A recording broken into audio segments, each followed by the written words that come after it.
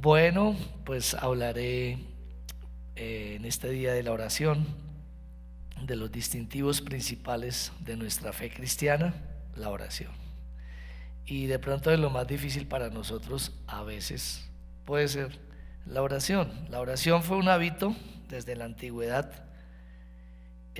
Muchos lo practicaron, entre ellos a Moisés y otros más, a Elías, todos los profetas, hasta Juan el Bautista, después, que fue reconocido como un hombre de oración.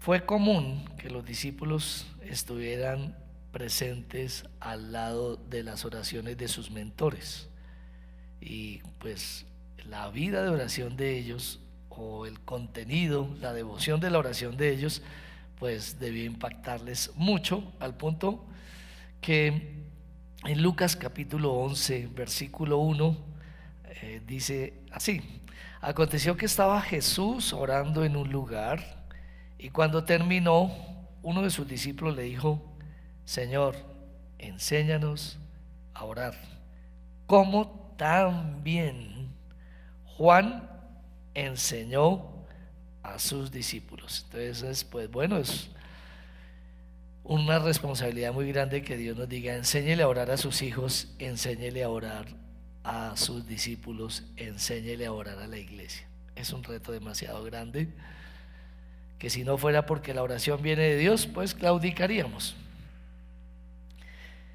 Había una necesidad de ocuparse más de la oración que de todas las demás responsabilidades que podían haber. Ministerialmente, pues había que ir a predicar, había que ir a la sinagoga a enseñar y más cosas, pero Jesús sacaba buen tiempo para la oración. Y para las personas que viven en lo cotidiano, que de pronto no tienen una función ministerial, de igual forma la oración es muy importante. Se cuenta de los reformadores, alguno de ellos decía que si uno tenía por hacer algo en lo cotidiano, debía dedicar 1 hora de sola oración, pero cuando de pronto se incrementaran las responsabilidades, las obligaciones y la agenda, 2 horas. Podría uno pensar que sería menos, pero es más, porque debo hacer más cosas. Necesitaría entonces esa compañía de Dios para poder despejar todo ese cúmulo de cosas. Situación que no hacemos, sino que cuando entre más problemas y más colmada está la agenda y los compromisos, pues más rápido salimos a cumplirlos. Esa tendencia de ocuparnos más en lo que hacemos, que en estar más tiempo con Dios, es propia de nosotros. Entonces meditaremos hoy en algunos aspectos generales sobre la oración. Voy a particularmente abordar 4. Primero, el ejemplo, y ahí se nos empieza a asomar cuál es el ejemplo de los ejemplos. Pues nada más ni nada menos que Jesús. Jesús, el más grande en la comunicación con su Padre. Él les enseñó a sus discípulos a orar. Y en cuanto a la dinámica del tiempo para orar, a Jesús se le vio orando en diferentes momentos del día, diciéndonos de paso que Dios siempre estará en espera para conectarse con los suyos cuando ellos lo necesiten. Aunque es muy el ejemplo frente a lo que es Jesús y la oración, digamos que se queda muy corto, pero Jesús es como tener un internet permanentemente. Uno está conectado en su iglesia, en su casa o con su equipo, y en el momento que lo requiera ya queda uno conectado. Así es con respecto a Jesús. Hebreos 4:16 nos invita siempre: acerquémonos pues confiadamente al trono de la gracia, para alcanzar misericordia y hallar gracia para el oportuno socorro. Cuando nos acercamos a Dios, vamos a encontrar siempre misericordia. ¿En qué sentido? En que Él se va a acercar a nosotros por los méritos de Jesús y va a derramar de su gracia y nos va a conceder el auxilio y el socorro que le pidamos. Por lo tanto, podemos acercarnos a Dios por medio de la oración por la mañana, al mediodía o por la noche. Marcos 1:35 nos habla de la mañana, levantándose muy de mañana. No sé si usted tiene esa experiencia. Hoy tuve esa experiencia. Pues uno coloca el reloj para hacer su devocional, etcétera, pero que Dios lo levante uno más temprano. Entonces me levantó como un par de horas antes de lo que yo había pensado. Y son llamados de Dios, levantándose muy de mañana, siendo aún muy oscuro, salió y se fue a un lugar desierto y allí oraba. Entonces, qué esperanzador es que Dios mismo nos llame, que aunque debamos tener una agenda, una norma, pues Dios sobrepasa esa agenda y esa norma llamándonos. Lo primero que hacía Jesús una vez abría sus ojos era buscar el lugar más apartado de todo lo que lo pudiera distraer para poder orar. Un profeta tuvo en alta estima para hacer su trabajo ministerial igualmente la oración. Su secreto estaba en la búsqueda diaria. El profeta Isaías en capítulo 54 dice: Jehová el Señor me dio lengua de sabios para saber hablar palabras al cansado. Despertará, mañana tras mañana despertará mi oído para que oiga como los sabios. Asimismo, Jesús fue visto orar en vigilias. Y cuando Jesús oraba, pues hizo muchas cosas como escoger de forma acertada a sus 12 discípulos. Claro está que incluimos a Judas. Jesús no se equivocó en la escogencia. Él escogió sus 12 discípulos después de haber orado. Y también para salir a sus campañas así lo hacía. Entonces Jesús fue visto orar también en las mañanas y en las vigilias, mientras que sus discípulos pestañeaban. Lucas 6:12.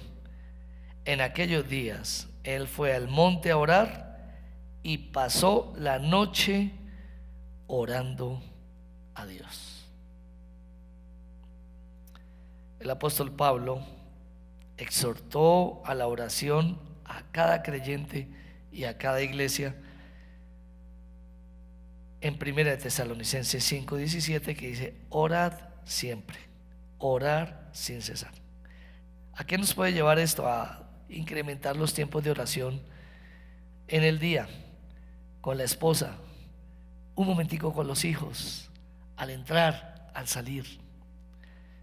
Entonces, dentro de la meditación de los aspectos generales sobre la oración, el primero fue el ejemplo de los ejemplos, Jesús. El segundo aspecto general acerca de la oración o sobre la oración es el estorbo que enfrenta el ser humano y también el cristiano para orar. ¿Cuál es el estorbo? El irremediable de todos es la falta de reconciliación con Dios por medio de Jesucristo. Mucha gente ora, pero claro, está tratándose de dirigir a Dios, pero no tiene el acceso. ¿Por qué no tiene el acceso? Porque no ha sido reconciliado con Dios. En Romanos 5:10, reconciliado por medio de Jesucristo, dice: porque si siendo enemigos fuimos reconciliados con Dios por la muerte de su Hijo, mucho más estando reconciliados seremos salvos por su vida. Entonces la reconciliación es clave, y la reconciliación implica necesariamente nacer de nuevo. Y cuando le compartimos el evangelio a alguien, pues podemos decirle: mira, te tengo una mala y una buena noticia. Una mala noticia, que Dios no escucha la oración del pecador, a menos que el Espíritu Santo venga sobre la vida de él para convencerle de pecado, de justicia y de juicio. de pecado, por cuanto no creen en mí, de justicia, porque voy al Padre, y de juicio, por cuanto el príncipe de este mundo ha sido ya juzgado y ha sido quitado para tener un acceso directo a Dios. La buena noticia es que al preguntar tú sobre la oración o compartirte yo sobre la oración, es que si tú crees en el Señor Jesucristo, Dios te va a dar el derecho de ser hijo de Dios y cosas así. Entonces implica esa reconciliación el nuevo nacimiento. Juan 3, 1 al 3, había un hombre de los fariseos que se llamaba Nicodemo, un principal entre los judíos. Un principal, un hombre religioso que sabía. Y este vino a Jesús de noche y le dijo: Rabí, sabemos que has venido de Dios como maestro, porque nadie puede hacer estas señales que tú haces si no está Dios con él. Respondiendo Jesús le dijo: de cierto te digo, que el que no naciere de nuevo no puede ver el reino de Dios. La oración ocupa un lugar primordial para el creyente, y es posible que un hijo de Dios, una vez que ya ha nacido de nuevo, no ore o no ore como debiera. Romanos 8:15 dice la Biblia: pues no habéis recibido el espíritu de esclavitud para estar otra vez en temor. ¿Qué tipo de temor? Acercarme a Dios. ¿Qué tipo de temor? Enfrentar las circunstancias.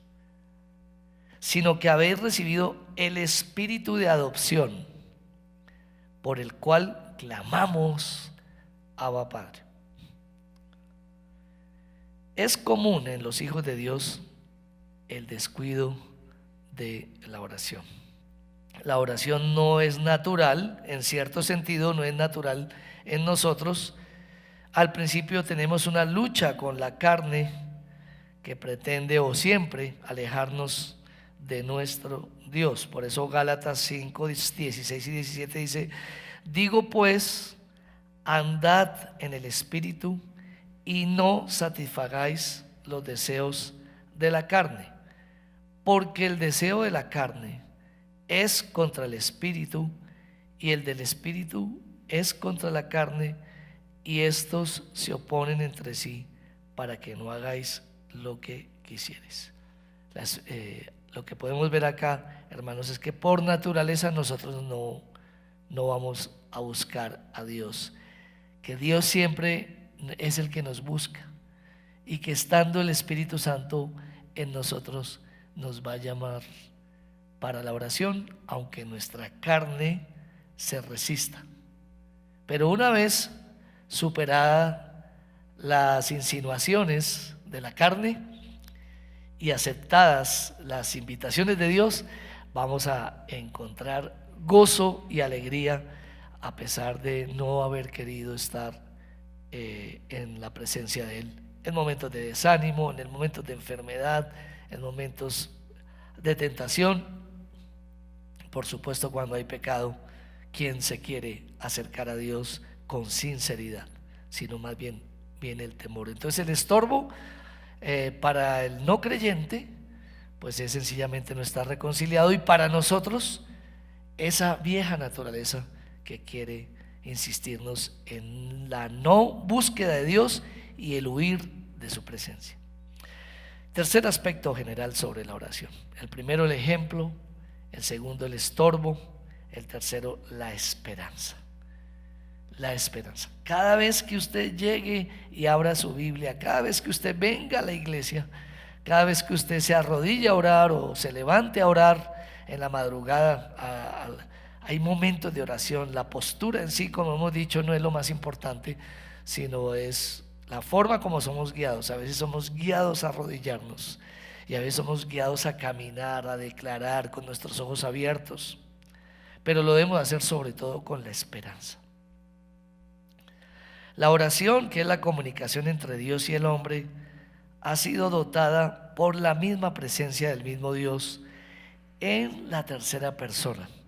El Espíritu Santo, quien se encarga de enseñar la voluntad revelada de Dios, la inspira y también la ilumina. Juan 14:17.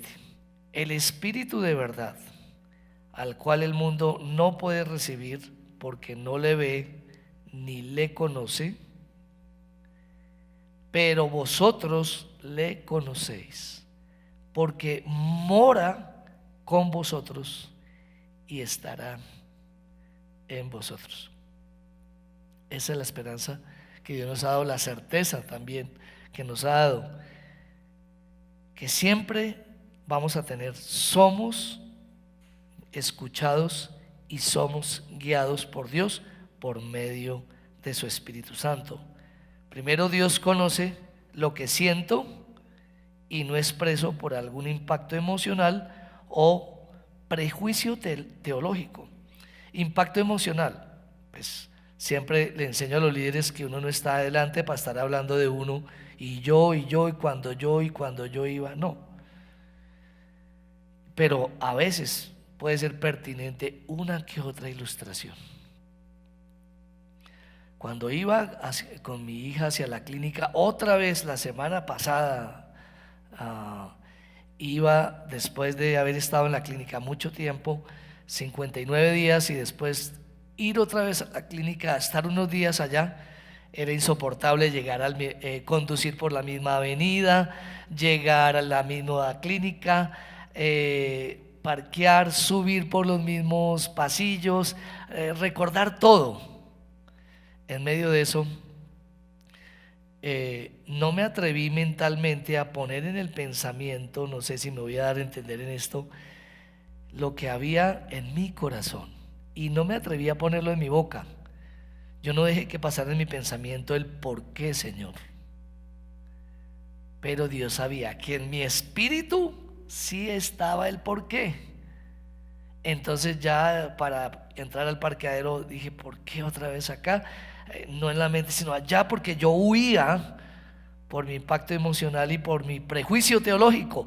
Mi prejuicio teológico es saber que Dios tiene todo en control, que a los que aman a Dios todas las cosas les ayudan a bien. Bueno, todo eso es fantástico en la mente, pero en la vivencia es todo algo muy difícil, hermanos.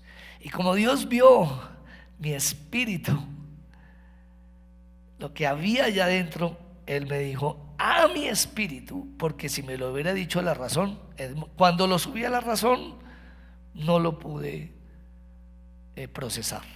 Me dijo, te he traído aquí para sanarte. ¿Qué? Y para sanar también a tu hija. Uno piensa en una sanidad física solamente, la cual va en camino también, pero no la sanidad espiritual, no la sanidad emocional de los impactos. Y después de que me dijo eso, quedé como con una paz tan tremenda para decirle que Dios a veces habla a nuestro espíritu. No esperemos que siempre nos hable la razón, porque cuando uno lo va a subir, ahí no hay nada. Por eso dice que la paz de Dios, que sobrepasa todo entendimiento, guardará vuestros pensamientos y vuestros corazones en Cristo Jesús. Entonces eso fue algo impresionante.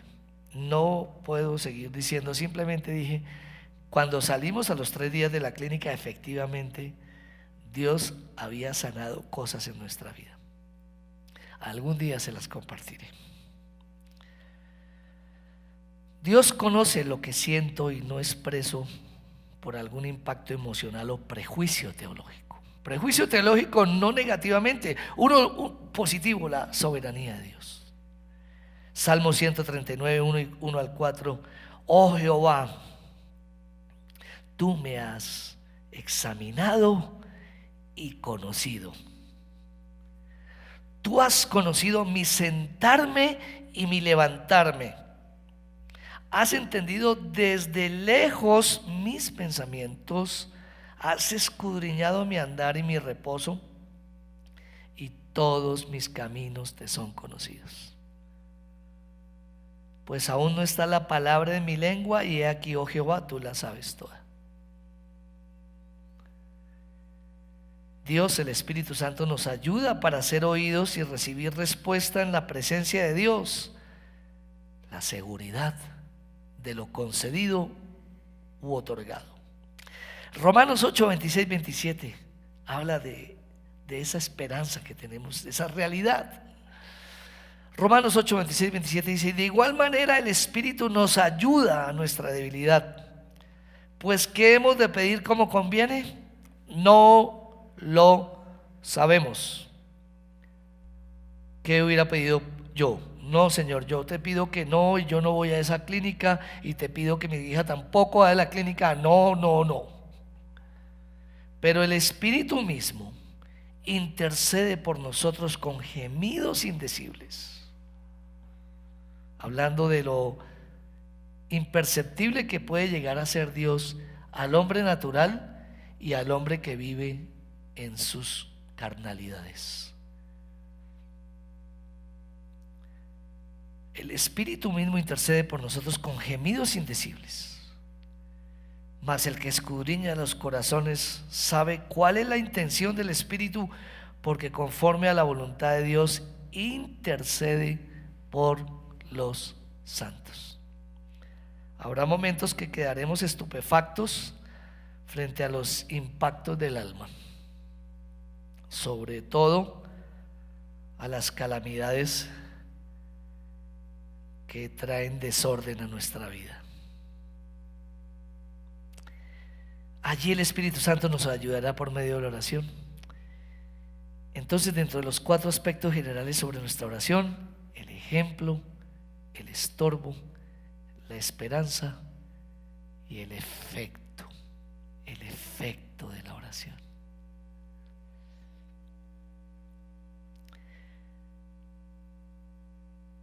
La oración cultiva la obediencia. La oración es el secreto de la santidad.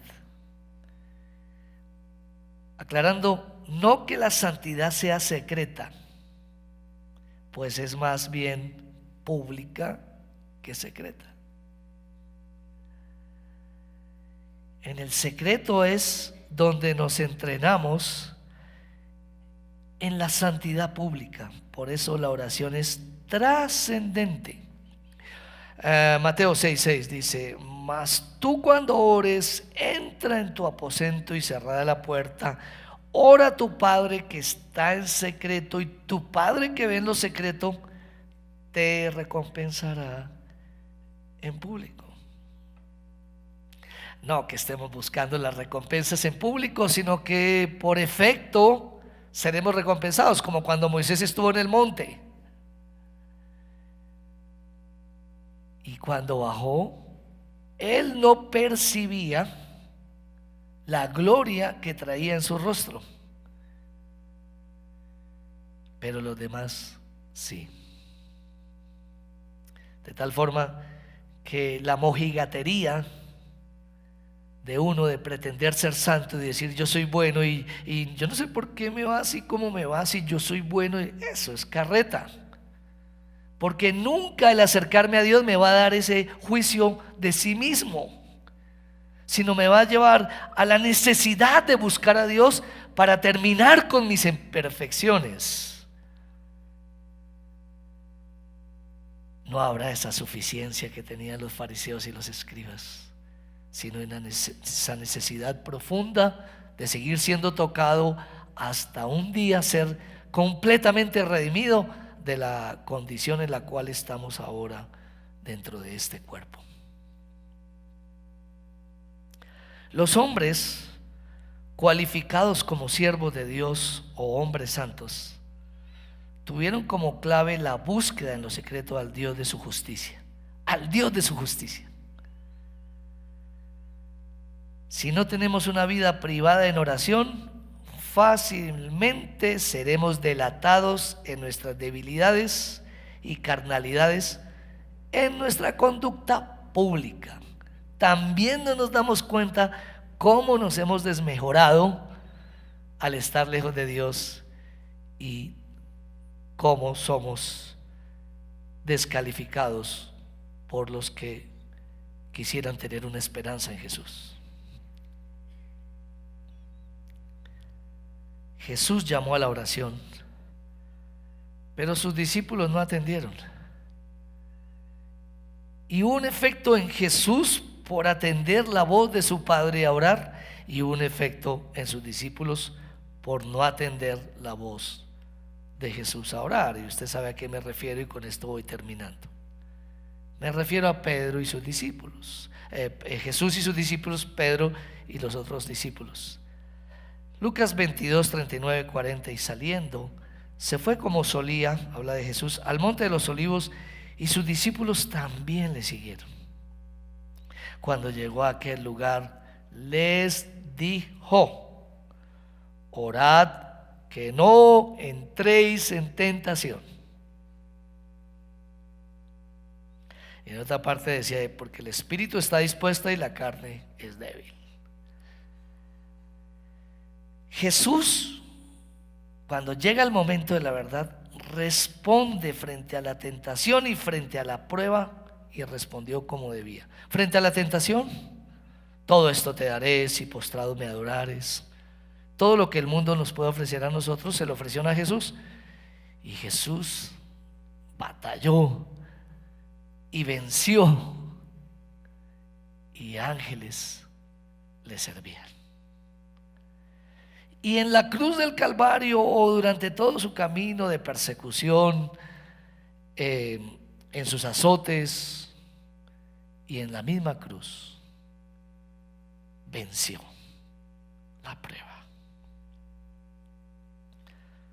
Muy diferente con sus discípulos, que todos en los momentos de la prueba salieron a correr y negaron al Señor. Entre esos Pedro, y narro, leo esto y culminamos. Dice Lucas 22, 54 al 62: y prendiéndole le llevaron y le condujeron a casa del sumo sacerdote, y Pedro le seguía de lejos. Primer resultado: Pedro le seguía de lejos. Uno sigue de lejos. Hay personas que vienen a la iglesia, pero siguen a Jesús de lejos. Vienen, bailan, vienen, toman, vienen, fornican, vienen, mienten, vienen, le siguen de lejos. No tienen una comunión íntima con Dios, porque la comunión íntima con Dios nos lleva a la confesión del pecado, y por medio de esa confesión del pecado, el reconocimiento como tal, al abandono del mismo, y posteriormente al gozo y la alegría de ser reconciliados. Y habiendo ellos encendido fuego en medio del patio, se sentaron alrededor, y Pedro se sentó también entre ellos. Pero una criada, al verle sentado al fuego, se fijó en él y dijo: también este estaba con él. Pero él negó, diciendo: mujer, no lo conozco. Un poco después, viéndole otro, dijo: tú también eres de ellos. Y Pedro dijo: hombre, no lo soy. Como una hora después, otro afirmaba diciendo: verdaderamente también este estaba con él, porque es Galileo. Y Pedro dijo: hombre, no sé lo que dices. Y enseguida, mientras él todavía hablaba, el gallo cantó. Entonces, vuelto el Señor, miró a Pedro, y Pedro se acordó de la palabra del Señor que le había dicho: antes que el gallo cante me negarás 3 veces. Y Pedro, saliendo fuera, lloró amargamente. La amargura de los cristianos está en no vivir una vida recta. No es solamente los esclavizados que están, sino los amargados que se encuentran por no crucificar su carne con sus pasiones y deseos. Pedro no oró y cayó en tentación. La oración fue un hábito desde la antigüedad, la practicaron muchos, como empecé diciendo, entre ellos Juan el Bautista y Jesús el Señor. Ellos fueron reconocidos como hombres de oración. Fue común que los discípulos estuvieran presentes al lado de sus mentores. Lucas 11:1, que fue el tema donde arrancamos, lo volvemos a repetir diciendo: aconteció que estaba Jesús orando en un lugar, y cuando terminó, uno de sus discípulos le dijo: Señor, enséñanos a orar, como también Juan enseñó a sus discípulos.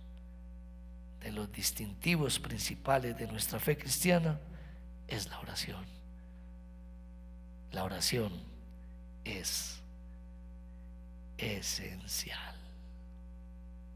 Bendiciones.